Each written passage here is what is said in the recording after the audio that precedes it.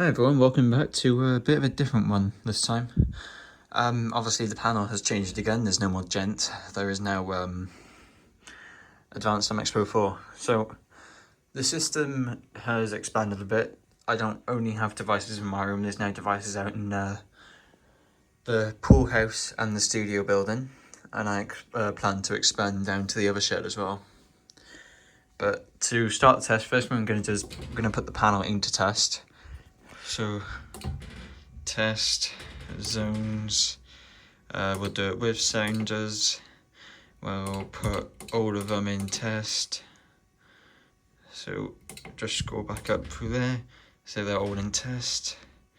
We can exit of this, just keep zones in test, put it back to its regular screen. Obviously the reason there's a fault currently is because of the Symphony sounder I have outside. It's a indoor Symphony sounder.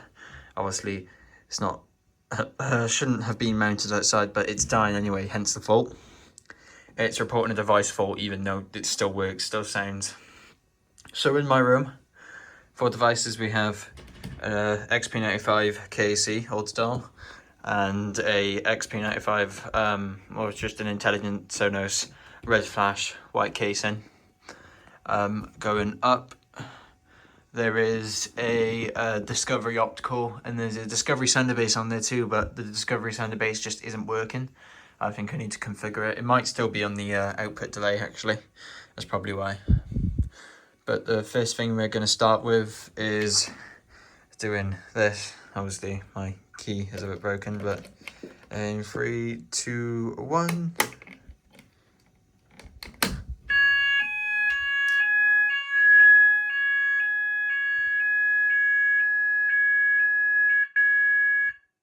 There you go, so that sounded as it should. I imagine the ones outside was sounding as well. So I have anti-perspirant because that's all I have, but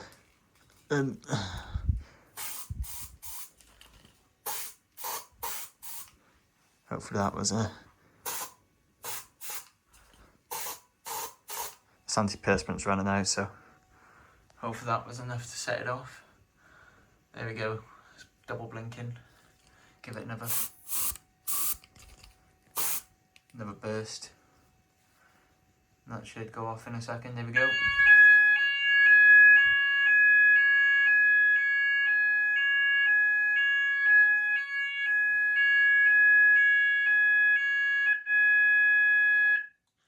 So that's being set off. So next thing I'm going to do, I'm going to grab this test key because we don't need the anti-perspirant anymore because the only detectors left now are either set to heat or are heats. So what I'm going to do is leave that in there and pause the video quickly. We're going to go outside. So now we are out in the pool house. So it's a bit of a mess in here and you'll have to excuse the mess I like to call wiring, but it does work as you see that just pulled.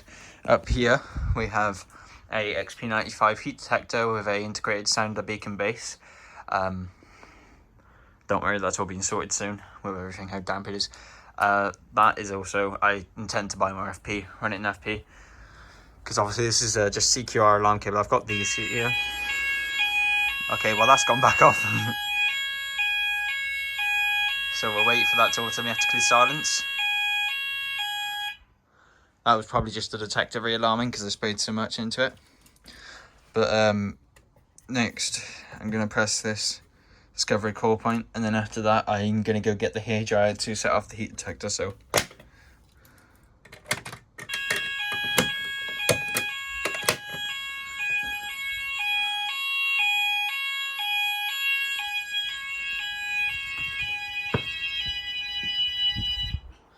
tone hold.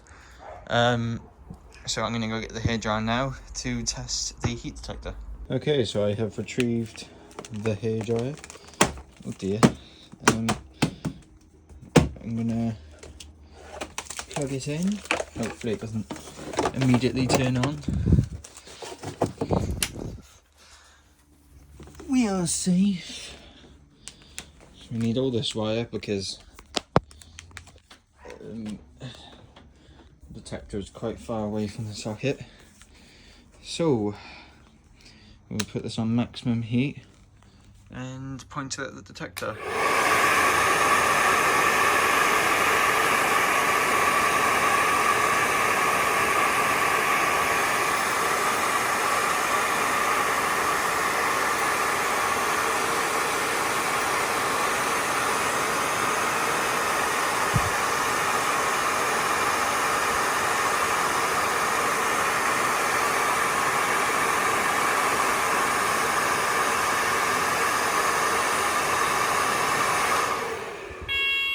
There we go. That's silenced quickly. Obviously, that sonos is out here. I need to redo the wiring because it's just going in there, but it's underneath there, so I'm not too worried about water getting in there. But I've ordered a weatherproof symphony that will be going in when the rest of the FP arrives, which I haven't actually bought yet because I need to buy glands as well because I don't have any more glands. The way this is just secured, it's just a very bodge job just to get it working because I mean, this is a demonstration system. It's not a professional system, so it doesn't necessarily bother me.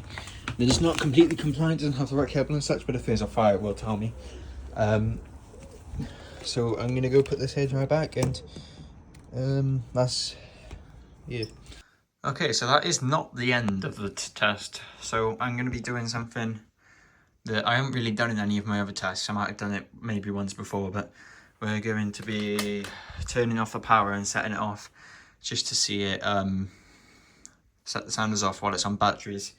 I will open up the case quickly and show you. The key lock is broken, so I had to use a screwdriver, but it keeps it closed. It's good enough. Right, so here we got my two 3.2 amp power sealed lead acid batteries. There's the fault for the power. Doesn't actually... Oh yeah, there you go, supply fault. This here is a Neton Evolution loop card, because I have some Neton. As to where it's gone, I have no idea, but we will. So here is the inside of the panel. I've got all the loop cards flashing away there. That's the heartbeat LED to see the panel's working. All the loop coming in. This is RS-232 for the printer, well, quote unquote printer, but it's actually it goes into my server, which does login. If you see about there. So what we'll do is we'll close this up and lock that. This isolator as well, I've got double-sided tape over the LED because it's like obnoxiously bright when I'm trying to sleep, but so it's gotten stuck on before. I know people have complained about these getting stuck on. They realistically, all you need to actually do to get them to go off is just a solid hit with a screwdriver, because the issue is it's the contacts inside welding together, mainly due to a poor contact when you twist this, because it doesn't always press it down all the way. I've looked inside of them. They are very economically built per se. But anyway, it's on batteries now. You can see the power LED flashing because it's on batteries. We're going to activate this call point. So in 3, 2, 1.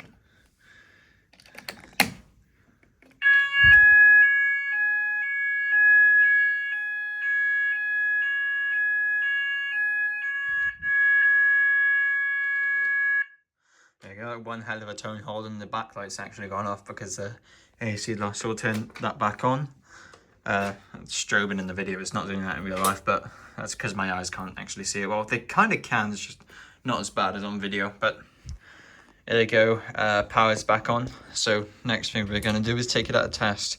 So we'll go into 4, which is test mode, test zones, and we will take them all out of test. So if we scroll back up, you can see none of them are in test anymore. You can escape, you can do a display test as well, and test the I've never actually seen this before, testing all the keys. You can test the buzzer,